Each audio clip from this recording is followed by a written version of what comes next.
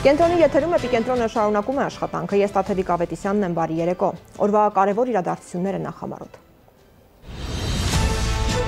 Խաղաղություն երկու նախաճաշերի միջակայքում։ Ինչի մասին է Հայաստանի Հանրապետության աղոթքի առաջին նախաճաշը։ Խաղաղության ճանապարհը այն ճանապարհն է, որով մեզ առաջնորդում է Աստված։ Ժամանակն է, որ Հայաստանն անցնի խորքային ռազմավարական հաշվարկներով դիվանագիտությանը, նախկին արտգործնախարարի ուղերձները երիտասարդությանը։ Ես փորձել եմ գիտական եւ մասնագիտորեն ապացուցել, որ այլընտրանք կա։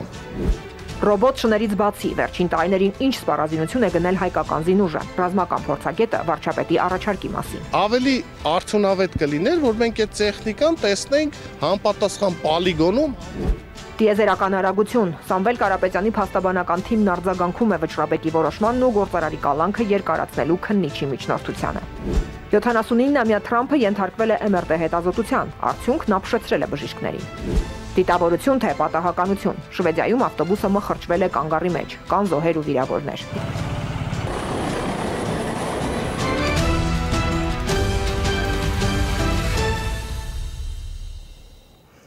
Ինչ կապ ունի խաղաղությունն աղոթքի նախաճաշերի հետ։ Վարչապետը նախախնամություն եւ խորհրդավորություն է նկատել, որ միանգամից 3 իրադարձություն Միացյալ Նահանգներում փետրվարին անցկացված համազգային աղոթքի նախաճաշը, Սպիտակ տանն օգոստոսի 8-ի հանդիպումը եւ Երևանյան այսօրվա նախաճաշը տեղի են ունեցել մեկ օրացուցային տարում։ Փաշինյանը, որը պարբերաբար մասնակցում է հայ առաքելական եկեղեցու կողմից չընդունվող կրոնական միջոցառումների, բարձրաստիճան հոգեվորականների նկատմամբ կիրառում ոչ եթերային բառապաշար, այսօր խոսել է բարեվարքության կանոնների, բարձրալի եւ մարդու հարաբերության մասին։ Խաղաղության ճանապարհն այն ճանապարհն է, որով մեզ առաջնորդում է Աստված, ասել է վարչապետը։ Երանի խաղաղարարներին, որովհետև նրանք Աստծո որդիներ պիտի կոչվեն։ Խաղաղություն է այսօր անկախության 34-ամյա պատմության մեջ առաջին անգամ։ Հայաստանում առաջին աղոթքի նախաճաշն է բացում Նիկոլ Փաշինյանը։ Աստծո մտահղացումը անըմբռնելի է։ Մանավանդ մարդու համար, որը լսում է ու չի իմանում, նայում է եւ չի տեսնում։ Առաջին անգամ ասում է Վաշինգտոնում աղոթքի նախաճաշի մասնակցեց Միացյալ Նահանգների նախագահի ու փոխնախագահի հետ։ Այն ժամանակ երկար է մտածել, նախաճաշի պատրվակով արժե նահանգներ հասնել, թե ոչ։ Հետո պիտի պարզվեր այդ նախաճաշը որոշիչ է լինելու օգոստոսի 8-ից առաջ։ Խաղաղության գործընթացը հիմա երկու աղոթքի նախաճաշերի միջև տեղի ունեցած իրադարձություն է։ Փետրվարին տեղի ունեցած աղոթքի նախաճաշի եւ նոյեմբերին տեղի ունեցած աղոթքի նախաճաշի միջև։ Եվ սա ես չեմ կարող մեկնաբանել, ես ընդամենը սա ներկայացնում եմ որպես փաստ, որպես վիճակագրություն, որը թերևս ունի, գուցե ունի ինչ որ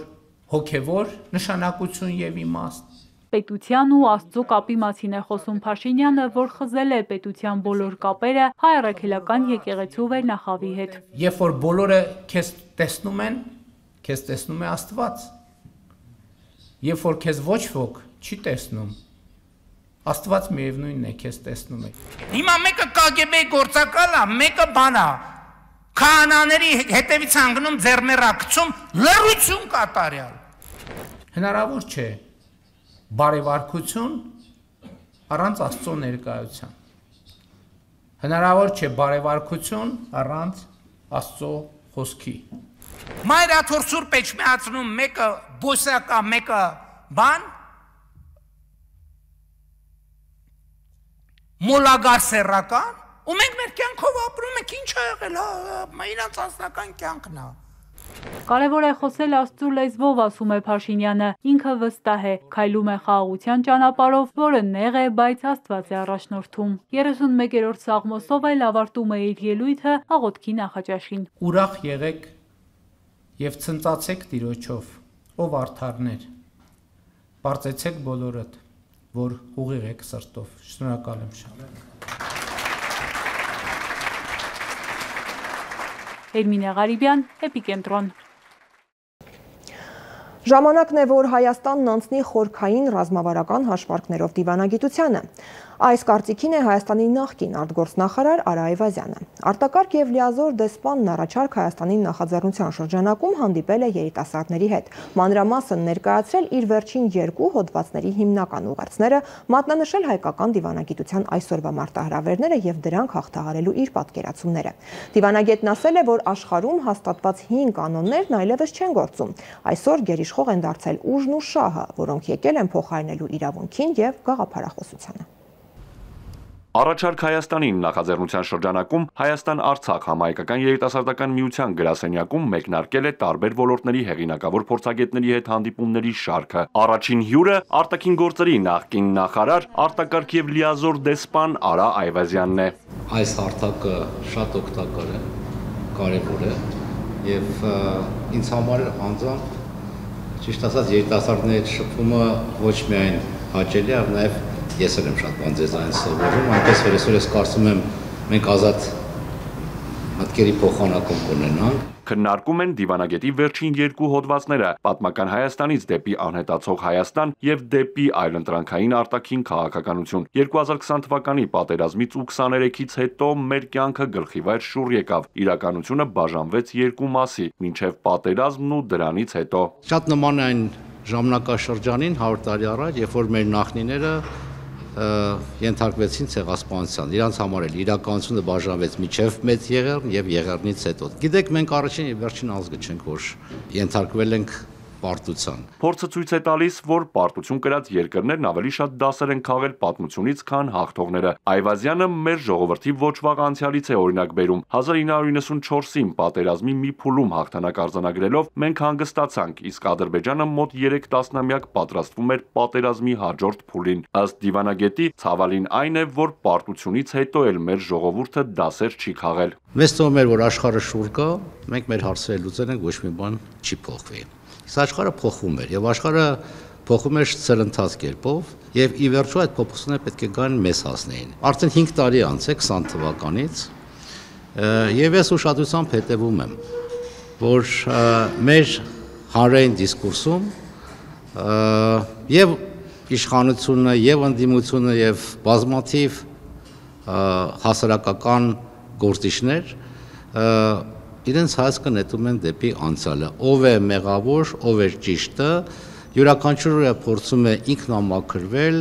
արդարանալ, ինքնագովազդել եւ բոլորս խուսափում ենք ամենակարևոր հարցից։ Ինչ պետք է անել, որպեսզի այս երկիրը ոչ միայն գոյատևի, այլ զարգանա։ Պատմական Հայաստանից դեպի անհետացող Հայաստան մեկ այլ հոդվածում դիվանագետն ուրվագծել է, թե ինչպիսի աշխարհում ենք մենք ապրելու։ Բոլորն ասում են, որ նախկին աշխարհակարգը փլուզվել կամ փլուզման փուլում է, բայց գրեթե ոչ մեկը չի ասում, ինչ նոր աշխարհակարգ ենք մուտք գործելու։ 5 կանոնները արդեն չեն գործում։ Այսօր գերիշխողը դարձել է ուժը, որը եկել է փոխարինելու իրավունքը եւ շահը, որը եկել է փոխարինելու գաղափարախոսությունը։ Ինչպիսի աշխարհում ենք հայտնվելու մոտ ապագայում, ոչ մեկ այդ հարցը չի տալի։ Մեր հանրության մեջ ընդհանուր մի հատ խոսույթ կա, ասում են ով էլ գա նույն քաղաքականությունն է վարելու, որտեվ անդելանելի վիճակում ենք, այսինքն այլ ընտրանք չկա, ալտերնատիվա չկա։ Ես փորձել եմ գիտական եւ մասնագիտորեն ապացուցել, որ այլ ընտրանք կա եւ ժամանակն է, որպեսզի Հայաստանը անցնի խորքային ռազմավարական հաշվարկներով դիվանագիտությանը եւ ես լիահույս եմ, որ ձեր սերունդը չի կրկնի մեր սխալները։ Նոր աշխարհակարգում այլընտրանքային լուծումներ առաջարկելուց բացի Արա Այվազյանը կիսվում է ավելի քան 30 տարվա դիվանագիտական փորձով։ Ներածական խոսքից հետո երիտասարդների հետ անկաշկանդ մթնոլորտում հարց ու պատասխանն է։ Հարցերի մեծ մասը Արցախի կորստի ու դիվանագիտական սխալների մասին էին։ Խոսեցինք ապակին քաղաքականությունից, ինչ պետք է արվել, որպեսզի Արցախի հարցում չունենայինք այս լուծումը, ինչ որ կոնկրետ քայլեր որ չենք արել կամ արել ենք, որ մնացել է։ Այսօրվա դրությամբ այն ինչ որ տեղ ունեցավ, անշուշտ դիվանագիտության սխալը մեծ է եղել, շատ մեծ սխալ է եղել։ Բայց յուրաքանչյուր պետության համար չի կարելի բարթել մենակ մեղքը մի կառույցի վրա։ Ընդհանրապես այսպես ընդունված ասել, որ բանակը դա պետության կամ ժողովրդի մկաններն են, դիվանագիտությունը ուղեղն է։ Ցավոք սրտի ոչ մեր մկաններն էին լուրջ, ոչ էլ մեր ուղեղներն լավ աշխատում։ Պատերազմից հետո ես ընդունեցի այդ պատասխանատվությունը եւ ստացվեցի կարճ ժամանակով արտաքին գործերի նախարարի պաշտոնը այն համոզմունքով, որ մենք պարտություն ենք գրանցել ռազմադաշտում հաշվարկված դիվանագիտության միջոցով կարելի էր իրավիճակը կայունացնել եւ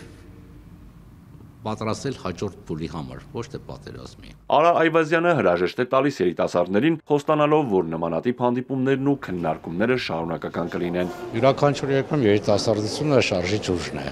առաջնագծում է գտնվում, իսկ մեր երիտասարդությունը իսկապես այս վերջին տարիներին շատ արդյունքներ ունեմ շփվել երիտասարդների հետ եւ իսկապես ողջավորված եմ, որ այսպիսի փայլուն երիտասարդություն ունենք եւ գիտեք, եռանդը նաեւ պետք է զուգակցվի փորձությամբ գիտելիքով Հայաստան-Արցախ երիտասարդական միության անդամները լիովին կիսում են առաջարկ Հայաստանի նախաձեռնության շրջանակներում բոլոր բարձրաձայնված խնդիրների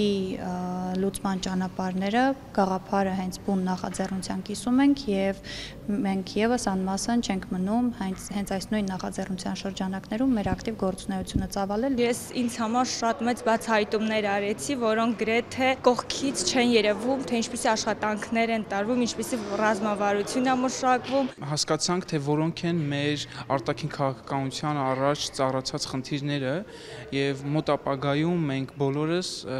ինչ աշխատանքներ պետք է տանենք։ Մեզ երիտասարդներից անհրաժեշտ է, որպեսզի մեր գիտելիքները ավելի զարգացնենք, ավելի ամրապնդենք նման ոլորտներում։ Արթուր Հակոբյան, Հարություն Հովսեփյան, Էպիկենտրոն։ Եթե որոշվի Հայաստանում զորահանդես կազմակերպել, այն կարող է լինել շատ տպավորիչ։ Այս հնարավորության մասին օրերս խոսեց վարչապետը, միաժամանակ նշելով, որ կառավարությունը կենտրոնացած է խաղաղության օրակարգի վրա։ Սրանով հանդերձ նշվում է, որ մեծ է հետաքրքրությունը զինտեխնիկայի ձեռքբերումները քաղաքացիներին ցուցադրելու նախաձեռնության նկատմամբ։ Ըստ Փաշինյանի արդեն բազմաթիվ խմբեր դիմել են մասնակցելու համար։ Ռոբոտ շներից բացի վերջին տարիներին ինչ սպառազինություն է գնել հայկական զինուժը։ Հնդկական մամուլը գրեց, որ Հայաստանն ավարտում է Su-30 MK-ի բազմաֆունկցիոնալ կործանիչների գնման պատմական գործարքը Հնդկաստանի հետ։ Ըստ Indian Defense News կայքի, մատակարարումները նախատեսվում է սկսել 2027 թվականի վերջին, իսկ վերջնական փոխանցումը 2029 թվականին Հնդկաստանի ռազմաօդային ուժերի համար արտադրության պարտավորություններին համահունչ։ Հնդկական Su-երը Ռուսաստանը հատուկ արտադրել է Հնդկաստանի պայմանների համար եւ հատուկ հնդկական մոդեռնիզացիա է տեղի ունեցել, այսինքն հնդկական տեխնոլոգիաներն են ինտեգրվել այդ համակարգերում։ Դրանք շատ մոտ են մեր մի քանի միավոր ձեռք բերած Su-երին, որոնք 19 թվականին ենք ձեռք բերել եւ հայտնի աղմուկը տեղի ունեցավ զինամթերքի պակասի եւ համապատասխան հրթիռների հետ կապված։ Նյու Դելհիի աղբյուրը նշում էր նաև, որ բանակցվող համաձայնագիրը դիտվում է իբրև ռազմավարական պատասխան Պակիստանում արտադրված 40 միավոր GF-17C Block 3 կործանիչներին, որոնք վերջերս է գնել Ադրբեջանը։ Հայաստանի պաշտպանության նախարարը սակայն պաշտոնապես հերքեց հայ-հնդկական գործարքի մասին տեղեկությունը։ Su-30 MK, ոչ թե 35, ես ասեմ աղբյուրի տված տեղեկատվությունը, մենք նման պայմանավորվածություն չունենք։ Փաշինյանի կաբինետը հայտարարում է, որ վերջին 2 տարում մոտ 450 միլիոն դոլարի ներդրում է արել ռազմաարդյունաբերական ոլորտում։ Վարչապետը նաև առաջարկում է 50 հոգանոց խումբ կազմել եւ գնալ տեսնել վերջին տարիներին ձեռք բերած սպառազինությունը եւ տեխնիկան։ Պատրաստակամություն է հայտնել նաև ներկայացնել ինժեներական նորարարությունները։ Հիմա եթե մենք պայմանական ձևավորենք 50 հոգանոց խմբեր եւ գնանք այս կամ այն տեխնիկան անգարներում տեսնենք, մենք չենք կարողանալու, չէ, մեր մասնագիտական գնահատականը տալ։ Ավելի արդյունավետ կլիներ, որ մենք այդ տեխնիկան տեսնենք համապատասխան պոլիգոնում, համապատասխան զորախաղերի շրջանակներում, որպեսզի հնարավորինս արդյունավետ կարողանան գնահատել։ Մեր բանակը Հայաստանի Հանրապետության միջազգայինորեն ճանաչված ինքնիշխան տարածքից դուրս խնդիր չունի լուծելու։ Եվ մենք նույնիսկ շատ կարևոր ենք համարում, որ մեր ամենօրյա աշխատանքային խոսակցության մեջ մարտունակ բանակ հասկացությունը վերափոխենք եւ վերաձևակերպենք պաշտպանունակ բանակ։ Փորձագետը մտահոգիչ ու վտանգավոր է համարում Փաշինյանի այս հայտարարությունները։ Ինչ է նշանակում Հայաստանի զինված ուժերը Հայաստանի տարածքից դուրս որևէ գործողություն անելու նպատակ չունի, երբ որ հակառակորդը որոշակի ոտնձգություն է ձեռնարկում քո պետության հանդեպ, դու նրան պատասխանում ես եւ պատասխանում ես շատ դեպքերում իրիս թիկունքում կատարելով որոշակի գործողություններ։ Հիմա ինչ է ստացվում պաշտպանունակ բանակ այս կոնցեպտը հատկապես այս խաղաղության տրամաբանության մեջ։ Ստացվում է, որ մինչև հակառակորդի այս կամ այն զինտեխնիկան չհասնի մեր բնակավայրեր, մենք իր հանդեպ գործողություն չենք իրականացնելու։ Ռազմական այս դոկտրինով առաջ գնալը խնդրահարույց է, ասում է Մանգասարյանը։ Ըստ փորձագետի, այս կոնցեպտը կարող է խնդիրներ առաջացնել նաև ռազմական գործողությունների դեպքում, երբ հրամանատարը վտանգը չեզոքացնելու հրաման տալուց առաջ նախ պետք է որոշի, հակառակորդն անցել է սահմանը, թե ոչ։ Արթուր Հակոբյան, Հարություն Հովսեփյան, Էպիկենտրոն։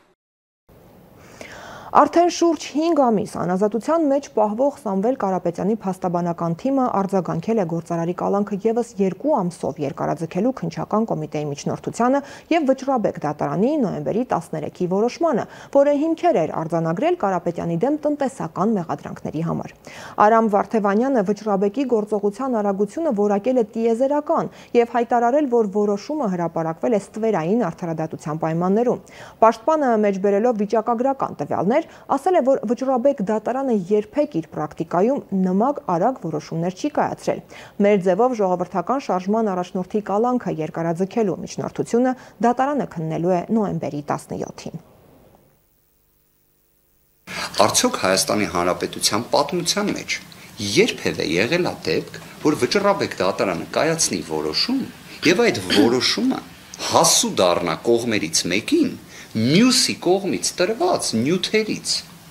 Սա անկեղծ եմ ասում, կարող է թվա դատավարական տեխնիկական բան եմ ասում, բայց սա նույնիսկ վիրավորական է իրավունքի նկատմամբ։ Այդ Վճռաբեկ դատարանի որոշումը քննչականին չի։ Իդեպ քննչականն էլ չի հասցեատեր է, դատախազությունն է։ Իդեպ այն որը ասում էինք, չէ, տենց քննիչի ձեռքին է հայտնվե, հա։ Սկզբից դատախազության ձեռքին պետք է հայտնվի, դատախազության ձեռքից քննիչի մոտ հայտնվի, հետո քննիչը դա հասցնի վերլուծի, միջնորդության մեջ ցիտատներ գրի դրա վերաբերյալ, որից հետո մուտքագրի։ Ակադեմիական քաղաք այսօրվա այցի ժամանակ վարչապետին տեղեկացրել են, որ տարածքում պեղումների ընթացքում բացահայտվել է Քարակերտ ճարտարապետությամբ Երևանի, թերևս նաև Հայաստանի ու Հարավային Կովկասի հնագույն բնակատեղիներից մեկի՝ Սիլիկյանի բնակատեղին։ Նշվել է, որ ճարտարապետական հորինվածքները, քարե գործիքների տիպաբանությունը եւ խեցեղենի իսպառ բացակայությունը հիմք են ենթադրելու, որ այստեղ եղել է նախակերամիկական նեոլիթի հնավայր։ Ըստ մասնագետների, սառցադաշտային շրջանի այս բնակատեղին զբաղեցրել է ավելի քան 1 հեկտար տարածք։ Պատրաստի գործիքներից եւ զենքերից զատ հայտնաբերվել են նաեւ վանակատի մանր ցլեպներ եւ թեփուկներ, որոնք փաստում են տեղում վանակատից եւ բազալտից գործիքներ պատրաստելու մասին։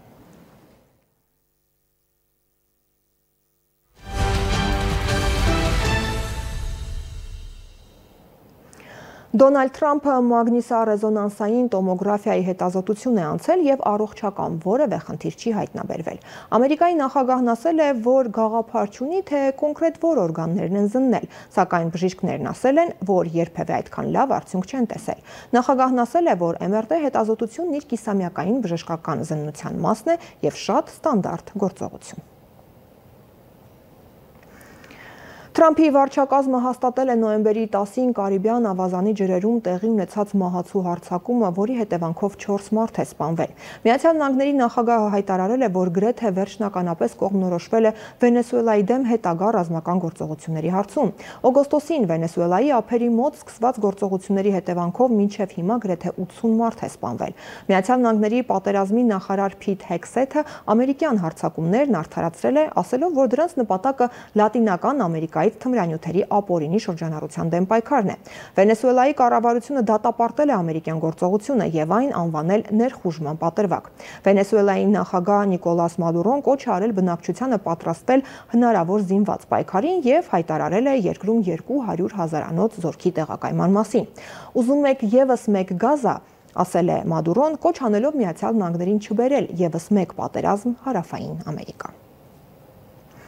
Իրանի Իսլամական հեղափոխության պահապանների կորպուսի ռազմածովային ուժերը նավթատար նավ են կալանել Մաքրանի հարավային ափերի մոտ։ Պատճառը նավի թույլ տված խախտումներն են։ Իրանական ռազմածովային ուժերը նշել են, որ գործողությունն իրականացվել է օրենքին համապատասխան եւ Իրանի Իսլամական Հանրապետության ազգային շահերն ու ռեսուրսները պաշտպանելու համար Մարշալյան կղզիների դրոշի ներքո նավարկող նավթատարը Իսլամական հեղափոխության պահապանների կորպուսի արագ արձագանքման ստորաբաժանումների ուշադրության ներքո էր հայտնվել այն բանից հետո, երբ Դատարանը նավը առգրավելու որոշում էր կայացրել։ 30,000 տոննա նավթաքիմիական նյութերով բեռնված եւ Սինգապուր ուղևորվող նավթատարը տեղափոխվել է նավահանգիստ։ Իրականացվել է բեռիլի արժեք զննություն, փաստաթղթերի ստուգումից պարզվել է, որ նավը տեղափոխում էր չարտոնված բեռ։ Արգենտինայի Բուենոս Այրես նահանգի Էզեիզա քաղաքի արդյունաբերական պարկում տեղի ունեցած հզոր պայթյունի եւ հրդեհի հետևանքով մոտ 20 մարդ վիրավորվել է։ Մոտակա թաղամասի բնակիչները տարհանվել են։ Պայթյունը տեղի է ունեցել Կարլոս Պեգացինիի արդյունաբերական կենտրոնում, որտեղ միանգամից մի քանի գյուղատնտեսական քիմիական գործարան է տեղակայված։ Բնակիչները պատմել են, որ հարվածի ալիքը ցնցել է իրենց տները եւ կոտրել պատուհանները։ Տուժածները ստացել են մարմնական վնասվածքներ, այրվածքներ, ոմանք ծխահարվել են։ Պայթյունից հետո գոյացած ծուխը քամու միջոցով տարածվել է նաև հարակից շրջաններում։ Տեղական իշխանությունները տուժած շրջանների բնակիչներին հորդորել են մնալ տանը թունավոր գազերի հնարավոր ազդեցության պատճառով։ Պայթյունի պատճառը պարզելու համար հետաքննություն է սկսվել։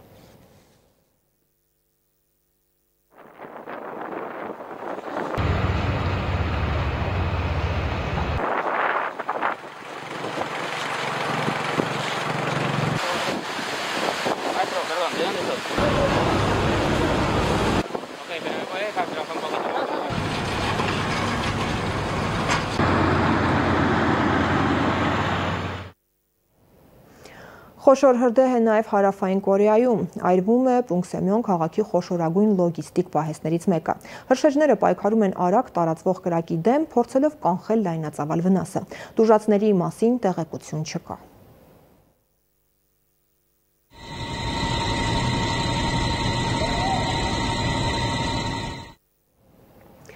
Ստոկհոլմում երկհարկանի ավտոբուսը բախվել է կանգառին, դառնալով 3 մարդու մահվան պատճառ, կան նաև տուժածներ։ Ավտոբուսի վարորդը ձերբակալվել, ապա կալանավորվել է։ Դեռևս պարզ չէ, վարորդը դիտավորյալ է ավտոբուսը վարել դեպի կանգառը, թե տեղի ունեցածը մեքենայի անսարքության կամ պատահականության հետևանք է։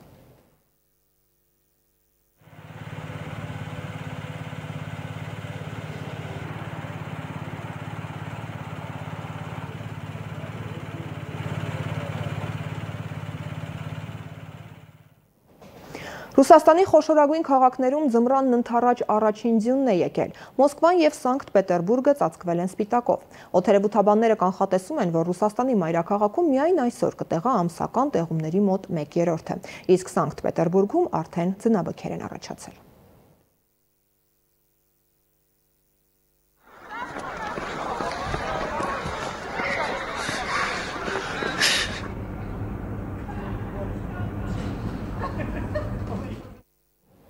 Իսկ Հայաստանում 17 օրվա դադարից հետո տեղումներ կլինեն։ Շաբաթ եւ կիրակի առանձին շրջաններում սպասվում են կարճատև տեղումներ։ Գիշերը լեռնային գոտիներում ձնախառն անձրևի տեսքով։ Օդի ջերմաստիճանն այսօր եւ վաղը կնվազի 3-ից 5 նիշ, ամսի 17-ից 19 նույնքան կբարձրանա։ Դրանից հետո նորից կհաստատվի առանց տեղումների եղանակ։ Եվ վերջում հոսանքի պլանային անջատումների մասին։ Հայաստանի էլեկտրական ցանցեր փակbaşնետիրական ընկերությունը տեղեկացնում է, որ նոյեմբերի 17-ին պլանային նորոգման աշխատանքներ իրականացնելու նպատակով ժամանակավորապես կդադարեցվի հետևյալ հասցեների էլեկտրամատակարարումը։ Կենտրոն վարչական շրջան 11-ից 17-ը, Դավիթ Բեկի փողոց 54 կոտորակի 7 շենք, Պարոնյան փողոց 40 շենք, Շտապ օգնություն ՍՊ, Դելտա ֆրագմենտ ՍՊ, Ավան վարչական շրջան 11-ից 16-ը, Ավան Դուրյան թաղամաս 42, 43, 46, 47, 48 28, 49, 50 շենքեր, թիվ 10 եւ 57 մսուր մանկապարտեզներ, Viva Armenia ՓԲ եւ հարակից ոչ բնակիչ բաժանորդներ, Նորք Մարաշ վարչական շրջան 11-ից 17, Նորք 7, 9, 11, 13, 17 փողոցների առանձնատներ, Նորքի 17 փողոց առաջին նրբանցքի առանձնատներ, Դավիթ Բեկի փողոցի առանձնատներ, Բաքոս սրահ, ընտանեկան հյուրանոցների խումբ S27 ՍՊԸ-ներ, Yukon, Viva Armenia, Pamk ՓԲԸ-ներ, Աղավանյան, Green Hills, Ecopark ՍՊԸ-ներ եւ հարակից ոչ բնակիչ բաժանորդներ, Շենգավիթ վարչական շրջան 10-ից 16, Բագրատունյաց պողոտայի երկրորդ նրբանցքի առանձնատներ, Երկհաղլույս ՓԲԸ, Լուգանսկ ՍՊԸ, South Trade ՍՊԸ, CPS Oil Corporation ՍՊԸ, Run Oil ՍՊԸ, Նուշիկյան ասոցիացիա ՍՊԸ, Format ավտոմոնտաժ ՍՊԸ, Image MG ՍՊԸ, VV Art Design ՍՊԸ, Սեփականատերեր Ա Մարգարյան, Ա Քերյան, Է Ճարոյան, Կ Պողոսյան, Ե Եղիշյան, V Բեյրության, Գ Հայրապետյան, Ա Զարգարյան, Ս Գրիգորյան, Ն Ավանյան, ջրային կառույցներ Լ Բորյանաձը, Viva Armenia եւ Yukon ՓԲԸ-ներ, Էրեբունի պատմահնագիտական արգելոց թանգարան, Մայամի եւ MIPS ՍՊԸ-ներ, Արմավիրի մարզ 10-ից 15, Էջմիածին քաղաք մասնակի, Խորոնք եւ Աթարբեկյան գյուղեր, Արարատի մարզ 10-ից 11:30, Արտաշատ քաղաք, Խաչատրյան, Օգոստոսի 23-ի փողոցներ մասնակի եւ հարակից ոչ բնակիչ բաժանորդներ, 11-ից 12:30, Արտաշատ քաղաք, Մռավյան, Սպանդարյան, Աբովյան, Խանջյան, Խաչատրյան, Երևանյան, Մասիսի փողոցներ մասնակի եւ հարակից ոչ բնակիչ բաժանորդներ, 11-ից 14, Նոր ուղի գյուղ մասնակի, 11-ից 15, Արտաշատ քաղաք, Օգոստոսի 23-ի փողոց մասնակի եւ հարակից ոչ բնակիչ բաժանորդներ, Ռանչ Պար, Արաքս գյուղեր մասնակի, Արաքս 2, Հովան, Յունիֆիշ ոչ բնակիչ բաժանորդներ, 13:30-ից 15, Արտաշատ քաղաք, Իսակովի, Թորոմոնյան փողոցներ մասնակի, Մասիս գյուղ մասնակի եւ հարակից ոչ բնակիչ բաժանորդներ, 11-ից 17, Մասիս քաղաք, Բաբաջանյան, Հանրապետության, Երևանյան, Ազատամարտիկների, Մասիս քաղաք, 3-ից 10 փողոցներ մասնակի, 6, 7, 9 նրբանցքներ մասնակի եւ հարակից ոչ բնակիչ բաժանորդներ, Նոր Կյուրին եւ Խարբերդ գյուղեր մասնակի, Վայոց Ձորի մարզ 11-ից 13:30, Ջերմուկ քաղաք, Կեչուտ թաղամաս մասնակի, Կեչուտ գյուղ եւ հարակից ոչ բնակիչ բաժանորդներ, Շատին գյուղ մասնակի եւ հարակից ոչ բնակիչ բաժանորդներ, 14-ից 16, Եղեգնաձոր քաղաք, Հարավարևմտյան, Մուրացան, Թամանցիների, Գևորգյան, Գլաձորյան, Մշեցու, Ավաքյան, Կամոյի, Բաղդասարյան, Արսենյան, Բաղրամյան, Մաշտոցի, Չարենցի, Սյունիքի, Այգեձորի,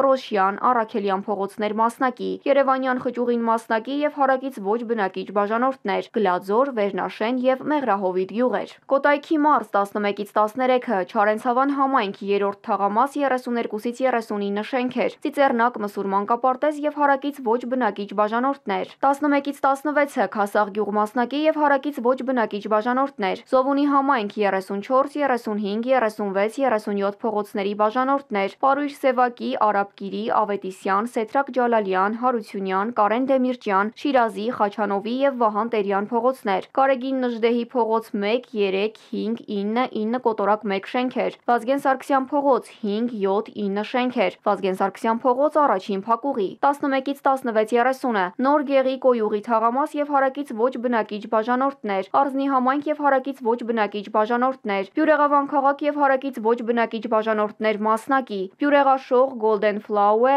Արզնի Express, Viag, ALT, Արզնի Group, Արզնի Էսթետիկա, Լուսիմա, ԵԳ առողջարան ՍՊԸ-ներ, Հանգստի Գոտի, Կ Պողոսյան եւ Ա Ահարոնյան աձներ, Սեփականատերեր Մ Հարությունյան, Նարեկ Առաքելյան, V Մանուկյան, V Հակոբյան, Նարեկ 95 ԼՏ, Կոյուղի, Մանո, Սանատորիա, Խաչմերուկ, Գետաշեն, Սառնարան, Գերեզմաններ եւ Գյուղապետարան թաղամասեր, Տավուշի մարզ 10-ից 12, Իջևան քաղաք, Աբովյան փողոց, Գանինների եւ Անկախության փողոցներ մասնակի, Երևանյան 124 հասցե, 11-ից 13, Դիլիջան քաղաք, Վասիլյևի եւ Կամոյի փողոցներ մասնակի, 12:30-ից 14:30, Իջևան քաղաք, Տերյան փողոց, Երիտասարդական եւ Մայիսի 28-ի փողոցներ մասնակի, Լոռու մարզ, 9:30-ից 10, Շահումյան գյուղ, Դիլիջանի Մայրուղի 26, 27 եւ 30 շենք, 12-ից 12:20, Լերմոնտովո գյուղ, Թեժլեր թաղամաս, 14-ից 14:30, Լերմոնտովո գյուղ, 1 եւ 2 փողոցներ, Շիրակի մարզ, 10-ից 15:30,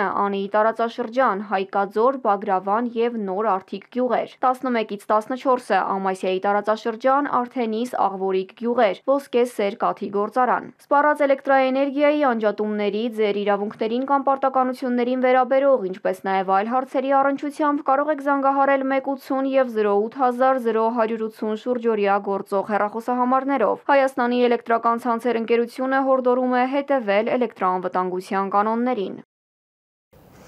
Այսքանը այս թողարկմանը։ Իրադարձությունների զարգացմանը հետևեք մեր եթերում։ Ցտեսություն։